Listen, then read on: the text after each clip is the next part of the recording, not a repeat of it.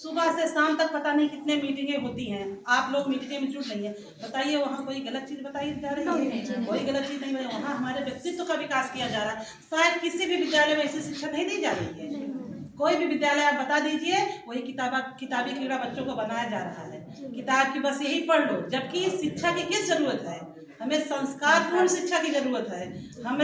हमें जो है बहुत ज्यादा किताबी कीड़ा बनाने की जरूरत नहीं है। किताबी कीड़ा तो बच्चे जहाँ पढ़ने लगे अपने आप बन जाएंगे, लेकिन उनके अंदर हमें संस्कार डालना है। वो संस्कार हमारा आरसीएम डाल रहा है।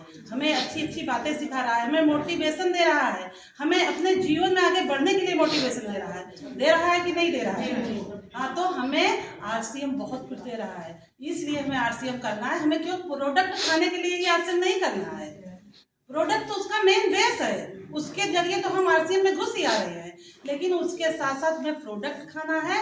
प्रोडक्ट के साथ हमें अपने रोजगार को बनाना है, और रोजगार के साथ साथ हमें अपने अंदर अपने आप को बदलना है। अगर हम अपने आप को बदल नहीं पाएंगे तो किसी भी क्षेत्र में हम सफल नहीं होंगे। मैं दूसरे की कहानी नहीं बता रही, मैं अपनी कहानी बता रही हूँ। मैं 5 भाई बहन हूँ। मेरे 3 भाई बॉम्बे में, इसमें लगभग तीनों हम 5 भाई बहन गवर्नमेंट जॉब में हैं।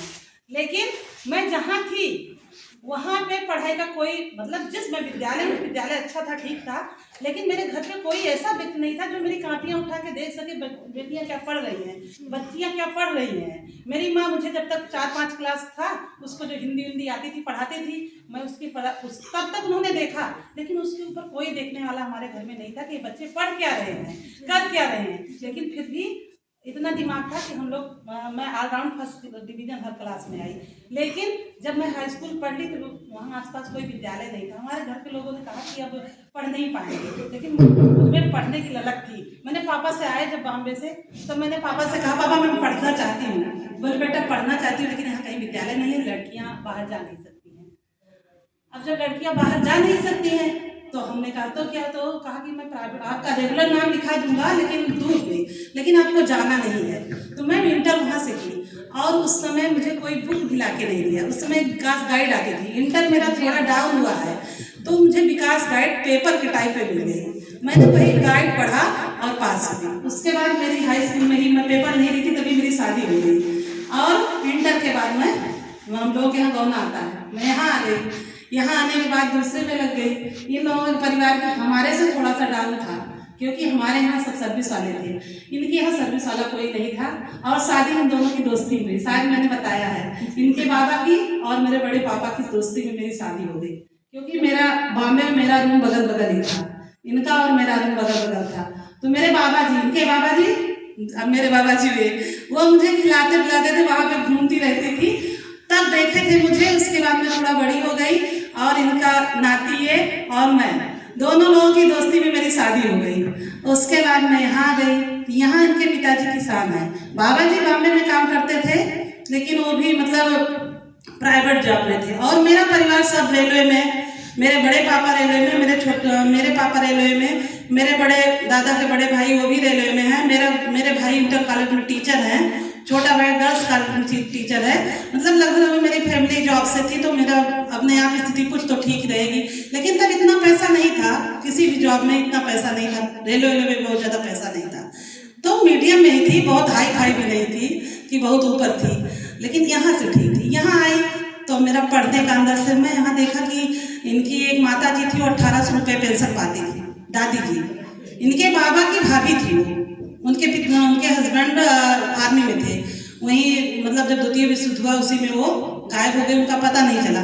उसी में जो बाबा जी कुछ पैसे दे देते थे, यहाँ का घर का खर्चा चलता था। अब मैं देख के परेशान हुई, भाई वहाँ के लेवल से यहाँ ले गए। अब मैं हाथ पैर मारना चालू की, मैं क्या करूँ। मैं कपड़े की सिलाई भी करती हूँ, मैं कपड़े की सिलाई करना चालू की, घर की साग सब्जी उससे। ये लोग सब पढ़ते थे, ये भी पढ़ते थे, इनका भाई भी पढ़ता था। मैंने अपने ससुर जी से कहा, पिताजी मैं भी पढ़ना चाहती हूँ। कहा बेटा हम इन दोनों की खर्चा नहीं उठा पा रहे हैं, आपको क्या पढ़ाएंगे। तो इन्होंने हमसे कहा आप शांत रहो, आप बोलो मत, मैं बीएससी एमएससी कर लेता हूँ, उसके बाद मैं जॉब कर दे लूँगा, आपका पढ़ाऊँगा। तो उसके बाद ये अपनी पढ़ाई पूरी करके निकल गए बाहर। तब जब इन्होंने सर्विस पकड़ी, एमआर की नौकरी जब पकड़ी, तब इन्होंने मेरा एडमिशन राधा रानी में कराया बीए में। तो मैं यहाँ राधा रानी से बीए की, उसके बाद साकेत से मैंने एमए किया। लेकिन मेरे दिमाग में हमेशा हर पल यही चलता, मुझे कुछ करना है, ऐसे घर का काम कैसे चलेगा, मुझे कुछ करना। तब तक मैं सिलाई, घर पे लड़कियों को बुला के सिलाई सिखाती, मतलब मेरी ऐसे पढ़ाई से भी जुड़ी रहती थी और उसके साथ पढ़ाई भी करती थी। ऑल राउंड मैं फर्स्ट क्लास हूँ, BS में लगातार जहाँ भी थी फर्स्ट क्लास में। उसके बाद फिर मुझे उसी बीच में मुझे एक बेटी भी हो गई, उसका भी खर्चा आ गया। लेकिन उसी के बाद मेरी दूसरी भी बेटी आ गई। जिस दिन मेरी बेटी होने वाली थी उसी दिन हमारी इस सर्विस का फॉर्म भरा जा रहा था। ये भी नहीं थे, बनारस में थे, मार्ग की सर्विस करते थे। और मुझे ले जाके पापा ससुर जी हमारे सासू जी के साथ मुझे ले जाके हॉस्पिटल में कर दिए और खुद चले गए मेरा फॉर्म भरने। जिस दिन मेरी दूसरी बेटी आई उसी दिन मेरा फॉर्म भरा गया और उसके बाद मुझे सर्विस मिल गई, मैं काम करने लगी इसमें। और इसी तरह हम लोगों का जीवन चलता रहा। उसी बीच में जब बेटी बड़ी वाली हुई थी तभी हमारे बीच में RCM आ गया था, लेकिन किसी की समझ में नहीं आया था। इधर सुनने में आया, तब तक टरका रहे थे। जिन्होंने इनके फूफा जी ने बताया उनको बता रहे थे कि मेरे बस की बात नहीं है, मैं जो कर रहा हूँ वही कर रहा हूँ। लेकिन हम लोग ये देख रहे थे कि बिजनेस में मैं जो सर्विस कर रहा हूँ उसमें कितनी वो है, क्योंकि मैं भी देखती थी इनको महीने का टारगेट पूरा करना रहता था। 1 लाख का, 2 लाख का, 1.5 लाख का ऐसा टारगेट उसमें भी पूरा करना रहता था। वो टारगेट के लिए दिन रात दौड़ते थे, मैं भी देखती थी। और कहीं बीच में कभी इस कंपनी को छोड़ के दूसरी कंपनी में जाना हुआ तो उस 1 महीने के बीच में क्या दिक्कतें आती थी उसको हम लोग देखते थे। उसी बीच में फिर दोबारा इनके, हमें लगता है फूफा जी भी दोबारा आए थे इनको बताने। जब दोबारा इनके फूफा जी आए तब इन्होंने उसको ध्यान से सुना।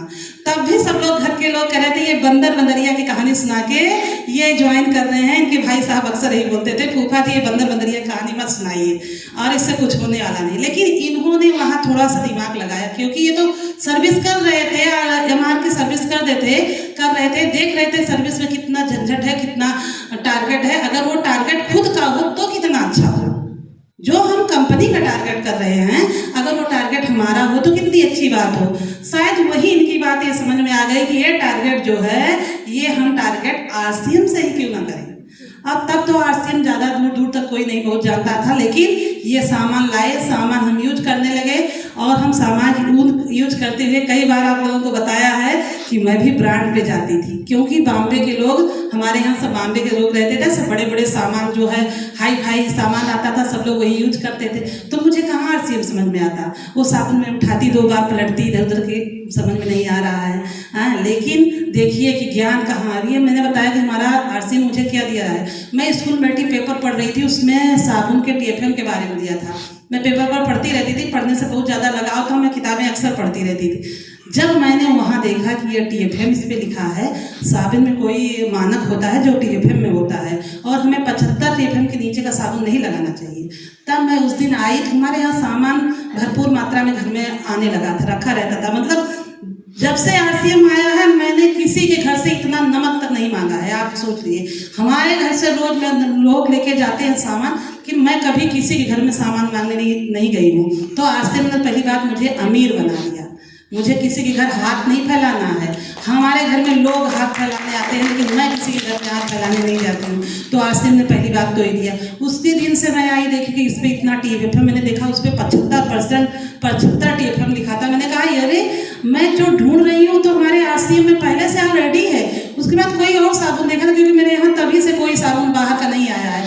पता नहीं कितना टाइम हो गया होगा हम लोग बाहर का प्रोडक्ट यूज ही नहीं किए हैं। अब बताइए, सन 2000 के पहले समझ में तो नहीं आया था, लेकिन उसके पहले ही हमारे घर में साबुन आने लगा था, लेकिन समझ में नहीं आया था। समझ में तो बाद में आया, 2018 से हम लोगों को समझ में आया कि हाँ करना चाहिए ये सब।